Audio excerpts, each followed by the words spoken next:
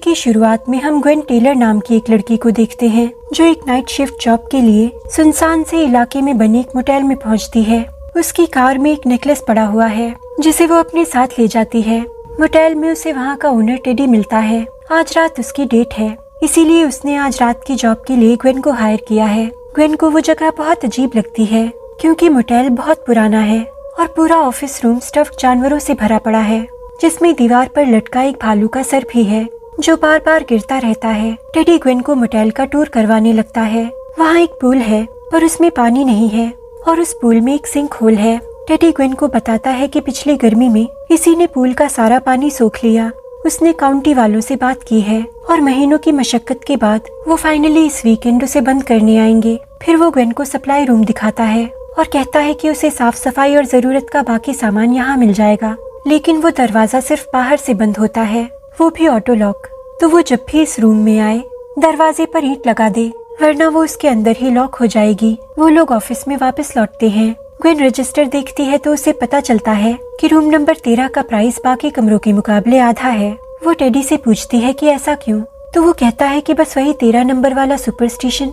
Normally वो कमरा बंद ही रहता है और यहाँ ज्यादा गेस्ट आते भी नहीं है, तो तुम्हें ज्यादा कोई दिक्कत नहीं होगी। जाते जाते वो उसे एक रेस्टोरेंट का नंबर देता है कि अगर उसे भूख लगे तो वो फोन पर खाना ऑर्डर कर सकती है। वो वहाँ का बेस्ट रेस्टोरेंट है, एक्चुअली पूरे एरिया में वही एक रेस्टोरेंट है। ग्वेन उससे पूछती है कि यहाँ पर सिक्योरिटी के लिए क्या है। वो इस सुनसान जगह पर अकेली लड़की है, अगर कोई गलत गेस्ट आया और उसे हार्म करने की कोशिश की तो।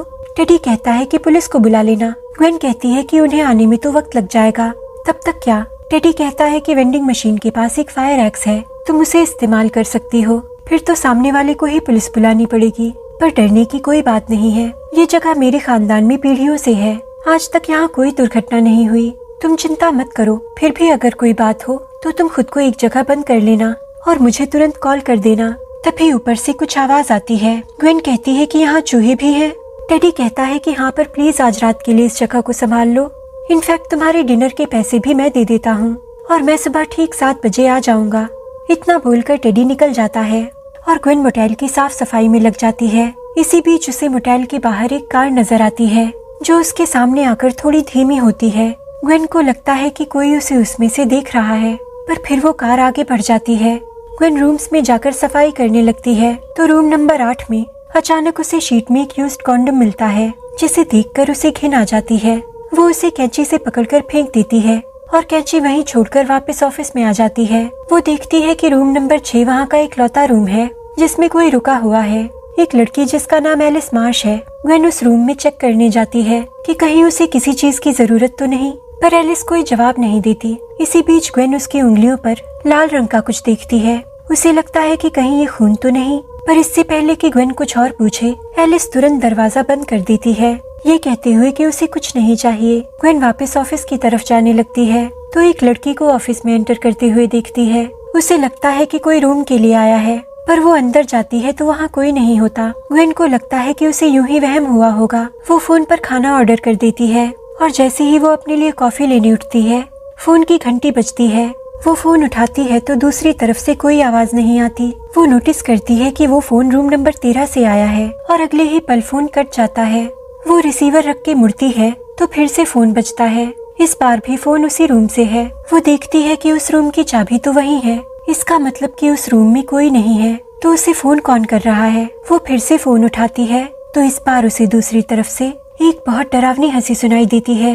ग्वेन बहुत डर जाती है। वो एक चाकू लेती है और रूम नंबर 13 में जाती है। उस रूम में कोई नहीं होता। ग्वेन उस रूम के फोन की डायल टोन चेक करने लगती है। तभी बैकग्राउंड में हम एक डरावना फिगर देखते हैं, पर जैसे ही ग्वेन मुड़ती है वहाँ उसका नामो निशान नहीं होता।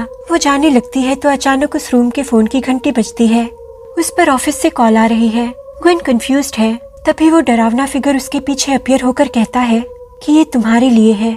उसे देखकर ग्वेन की जोरदार चीख निकल जाती है और वो वहाँ से भागती है। तभी उसे एलिस की आवाज आती है।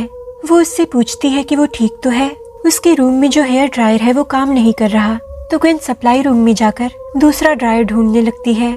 एलिस उससे पूछती है कि तुमने रूम नंबर 13 में क्या देखा। ग्वेन कहती है कि कुछ नहीं। वो दरअसल पिछले 20 घंटों में एक बार भी सोई नहीं है और इस जगह की सेटिंग ऐसी है कि शायद वो चीजें इमेजिन कर रही है।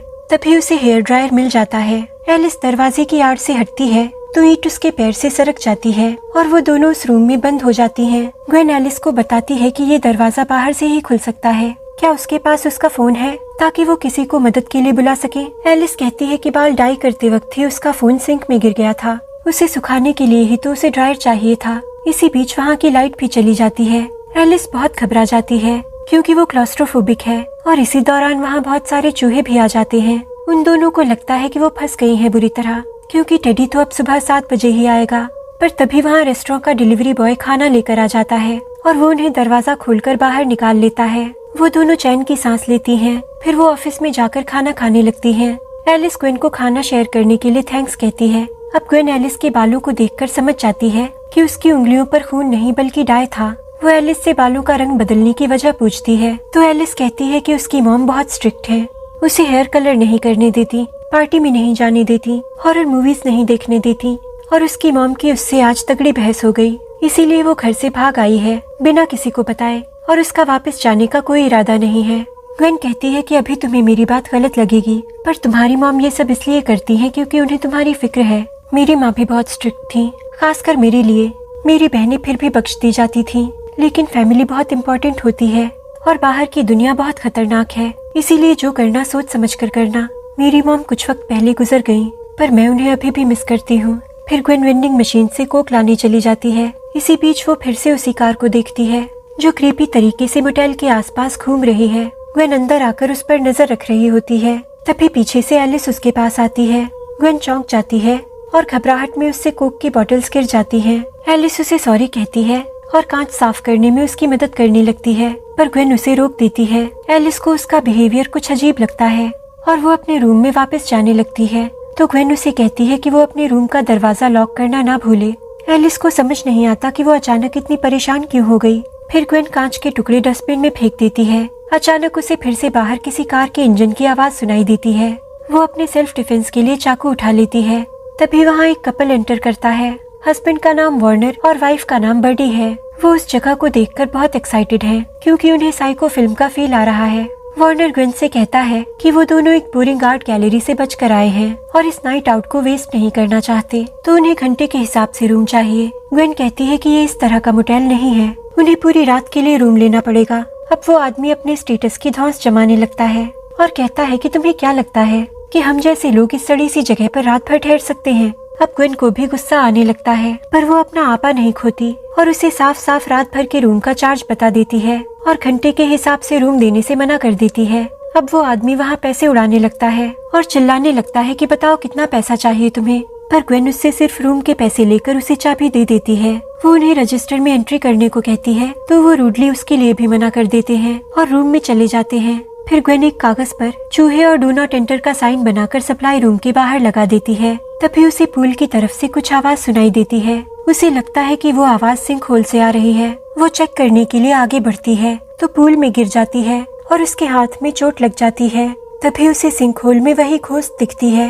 वो उसकी ओर बढ़ने लगती है। ग्वेन जोर जोर से मदद के लिए पुकारने लगती है तो एलिस वहाँ आ जाती है और उसे निकाल लेती है। वो दोनों एलिस के रूम में जाकर उसके घाव पर मरहम पट्टी करने लगती है। एलिस पूछती है कि तुमने वहाँ क्या देखा, तो ग्वेन को समझ नहीं आता कि वो क्या जवाब दे। अब एलिस कहती है कि तुम्हें पता है ना कि ये जगह हॉन्टेड है और ये बात पूरे शहर में मशहूर भी है, इसीलिए मैं यहाँ आई थी ये देखने की वो सब सच है या सिर्फ अफवाह। तभी ग्वेन को कार इंजन की आवाज सुनाई देती है और वो देखती है कि वार्नर और बर्डी अपनी कार में बैठकर जा रहे हैं और ये वो कार नहीं थी जो उसने मोटेल के आसपास घूमते देखी थी। वो एलिस से पूछती है कि उसने भी मोटेल के आसपास कोई कार देखी है क्या, क्रीपी तरीके से घूमती हुई।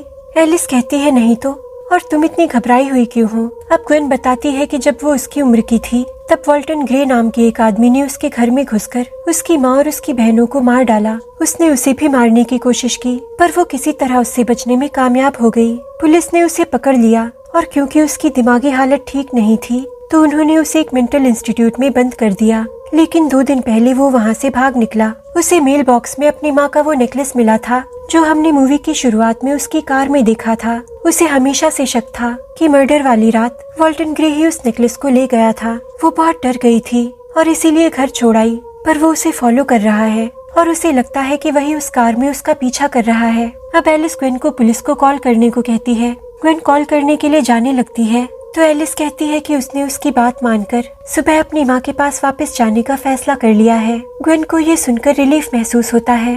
वो ऑफिस वापस आती है तो मॉनिटर पर उसी घोस्ट को देखती है, पर खिड़की से झांक कर देखने पर वहाँ कोई नहीं था। तभी ग्वेन अचानक उसी घोस्ट को ऑफिस के अंदर देखती है। वो घोस्ट उसकी ओर बढ़ने लगती है तो वो खुद को एक रूम में बंद कर लेती है। फिर वो टेडी को फोन मिलाती है और उस पर बरसने लगती है कि तुमने मुझे बताया क्यों नहीं कि ये जगह हॉन्टेड है और यहाँ घोस्ट हैं। टेडी कहता है कि ऐसा कुछ नहीं है, मैंने तो आज तक वहाँ कोई घोस्ट नहीं देखा। पर ग्वेन कहती है कि बस बहुत हुआ, मुझे ये जॉब नहीं करनी और तुम जहाँ भी हो फौरन लौट आओ। इतना कहकर वो फोन काट देती है। तभी ऑफिस की बेल बजती है और वो रूम से बाहर आती है तो वहाँ एक मिस्टीरियस सा आदमी खड़ा होता है। उसे रात भर के रुकने के लिए कमरा चाहिए। वो आदमी ग्वेन से कहता है कि उसे उसका चेहरा कुछ जाना पहचाना सा लग रहा है। ग्वेन कहती है कि उसे कोई गलतफहमी हुई है। वो आदमी उसे रूम के पैसे देने लगता है तो वो वहाँ पर पड़ा चाकू लेने की कोशिश करती है पर ले नहीं पाती। वो उसे रूम नंबर 12 की चाबी दे देती है। वो आदमी कहता है कि मुझे मेरा रूम तो दिखा दो। ग्वेन कहती है कि हाँ क्यों नहीं।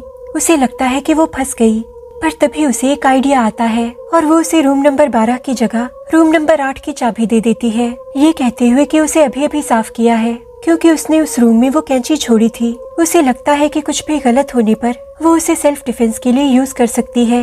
वो दोनों बाहर आते हैं तो ग्वेन देखती है कि वो उसी कार में आया है जो उसने मोटेल के आसपास घूमते देखी थी। अब ग्वेन का शक यकीन में बदल गया है कि ये वही किलर है जिसने उसकी फैमिली को मारा था। वो रूम में पहुंचते हैं तो वो आदमी कहता है कि तुमने अपना नाम क्या बताया था। ग्वेन देखती है कि वो कैंची बाथरूम में है और वो उसके लिए टॉवल लाने के बहाने बाथरूम में चली जाती है। वो आदमी अपने बैग से एक इंजेक्शन निकालता है और खिड़की से बाहर झांकता है जैसे कि अश्योर कर रहा हो कि बाहर कोई है तो नहीं।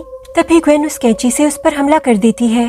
अब वो आदमी पूछता है कि ग्वेन क्या तुम्हें याद नहीं कि मैं कौन हूँ। ग्वेन कहती है कि तुम वॉल्टन ग्रे हो। अब यहाँ वो आदमी बहुत बड़ा खुलासा करता है। वो कहता है कि मैं रेमंड बेली हूँ, तुम्हारा डॉक्टर। तुम एशफोर्ड साइकियाट्रिक क्लिनिक में 12 सालों से मेरी पेशेंट हो। 2 रात पहले तुम वहाँ से भाग गई और तुमने ही तुम्हारी फैमिली को मारा था। ग्वेन ये सुनकर शॉक्ड रह जाती है। बेली कहता है कि तुम्हें याद नहीं तुमने मुझे क्या बताया था, कैसे तुम्हारी माँ और तुम्हारी बहनें तुमसे नफरत करती थीं, तुम्हें बुरी तरह ट्रीट करती थीं। अब हमें कुछ फ्लैशेस दिखाए जाते हैं जिसमें ग्वेन अपनी पूरी फैमिली को मार रही है। ग्वेन रोने लगती है और कहती है कि नहीं, वॉल्टन ग्रे ने ही मेरी फैमिली को मारा था। अब बेली कहता है कि कोई वॉल्टन ग्रे नहीं है, वो बस तुम्हारे दिमाग की उपज है। उसका नाम तुम्हारे ही नाम ग्वेन टेलर का एनाग्राम है। दरअसल एनाग्राम का मतलब है किसी भी नाम के अक्षरों को आगे पीछे करके उन्हीं अक्षरों से नया नाम बना देना। जैसे व्लादिमीर नोबुकॉव का एनाग्राम है विवियन डार्क ब्लूम, ठीक उसी तरह। अब ग्वेन को अपनी माँ और बहनों के घोस्ट फिर से दिखाई देते हैं। ये वही घोस्ट हैं जो उसे पूरी फिल्म में दिखाई दे रहे थे। तभी वहाँ बाहर कोई गाड़ी आती है और बेली कहता है कि तुम्हारा पता लगने के बाद मैंने हॉस्पिटल को कॉल कर दिया था, वो तुम्हें लेने आए हैं। अब ग्वेन अपनी पॉकेट से वो नेकलेस निकालती है तो बेली कहता है कि ये नेकलेस, तुम्हें याद है तुमने मुझे बताया था कि जिस रात तुमने अपनी फैमिली को मारा था तुमने यही नेकलेस पहना था। ये तुम्हारी जिंदगी का इकलौता गिफ्ट था जो तुम्हारी माँ ने तुम्हें दिया था। तुम्हें तुम्हारे इंजेक्शन की जरूरत है, तुम बीमार हो ग्वेन। अब ग्वेन वो कैंची उठाती है और बेली को अपना मुंह खोलने को कहती है। सीन यहीं कट हो जाता है और हम बाहर हॉस्पिटल वैन में बैठे 2 लोगों को देखते हैं। अचानक उनकी नजर सामने खड़ी ग्वेन पर पड़ती है। वो उसे पहचान जाते हैं। ग्वेन वापस रूम नंबर 8 में जाती है तो वो उसे फॉलो करते हैं और ग्वेन दरवाजे को अंदर से बंद कर देती है। इधर एलिस आवाजें सुनकर बाहर आती है और उनका पीछा करते हुए रूम नंबर 8 में जाती है। सामने का मंजर देखकर उसके होश उड़ जाते हैं। वहाँ बेली और एक हॉस्पिटल वर्कर की लाश पड़ी है। बेली की तो जुबान भी कटी हुई है। तभी दूसरा हॉस्पिटल वर्कर जख्मी हालत में बाथरूम से रेंगता हुआ आता है और साथ ही ग्वेन भी, जिसके हाथ में खून से सनी कैंची है। एलिस ये सब देखकर वहाँ से भागती है, पर इतनी देर में ग्वेन वेंडिंग मशीन के पास से फायर एक्स ले आती है और उसी से एलिस को मार डालती है, ये कहते हुए कि तुम्हारे साथ जो भी हुआ उसकी जिम्मेदार तुम खुद हो। कुछ देर बाद टेडी भी वापस आ जाता है और ग्वेन को पूल के पास खड़ा देखता है। वो पूछता है कि तुम यहाँ क्या कर रहे हो। ग्वेन कहती है कि यहाँ आओ बताती हूँ, और सीन यहीं कट हो जाता है। फिर हम देखते हैं कि 1 साल बाद एक लड़का उस मोटेल में पहुँचता है। उस मोटेल का पूरा कायाकल्प हो चुका है और पूल में भी पानी है। कुल मिलाकर पूरी जगह बहुत वाइब्रेंट और खूबसूरत लग रही है। तभी वहाँ ग्वेन आती है और कहती है कि उम्मीद है आपको पूल पसंद आया। ये हमारे मोटेल की स्पेशलिटी है। लड़का कहता है कि हाँ ये बहुत अच्छा है। ग्वेन कहती है कि तुम मानोगे नहीं, पर पिछले साल इसके बॉटम में एक बड़ा सिंक होल था जिसमें 5 लोग समा सकते थे। लड़का ये सुनकर बहुत सरप्राइज होता है और ग्वेन अजीब तरीके से हंसने लगती है, यानी कि उसने टेडी, एलिस और बिली और उन 2 हॉस्पिटल वर्कर्स की लाशें उसी सिंक होल में ठिकाने लगाई हैं। फिर वो उस लड़के को चेक इन कराने अंदर ले जाती है तो वो उससे पूछती है कि वो कहाँ जा रहा है। लड़का जवाब देता है कि वो एशफर्ड जा रहा है, अपने कॉलेज। क्या वो कभी एशफर्ड गई है? तो ग्वेन साफ झूठ बोल देती है कि नहीं, जबकि उसने जिंदगी के 12 साल एशफर्ड के साइकियाट्रिक वार्ड में ही तो बिताए हैं। फिर वो उस लड़के को रूम नंबर 8 की चाबी देती है, ये कहते हुए कि वो उसका फेवरेट है। तभी उसे ऑफिस में अपनी फैमिली के घोस्ट दिखाई देते हैं और साथ ही अब उसे एलिस का भी घोस्ट नजर आता है। उन्हें देखकर उसके चेहरे का रंग एक बार के लिए उड़ जाता है। वो लड़का ये नोटिस करता है और पूछता है कि क्या वो ठीक है। ग्वेन कहती है कि हाँ बिल्कुल, चलो तुम्हें तुम्हारा रूम दिखा दूं, और वो दोनों वहाँ से चले जाते हैं। तभी अचानक वहाँ दीवार पर लटका भालू का सर नीचे गिर जाता है और हम दीवार पर खून देखते हैं जो सूख चुका है, और इसी के साथ हो जाता है मूवी का दी एंड। और मुझे यकीन है कि इस भालू के सर में ग्वेन ने टेडी का सर भर दिया है और ये उसी का खून है, और उसे मारकर ग्वेन ने इस मोटेल पर कब्जा कर लिया है। अगर आपको ये वीडियो पसंद आया हो तो please like, comment, share and subscribe, और मैं आपसे मिलूंगी अगले वीडियो में। Thank you for watching.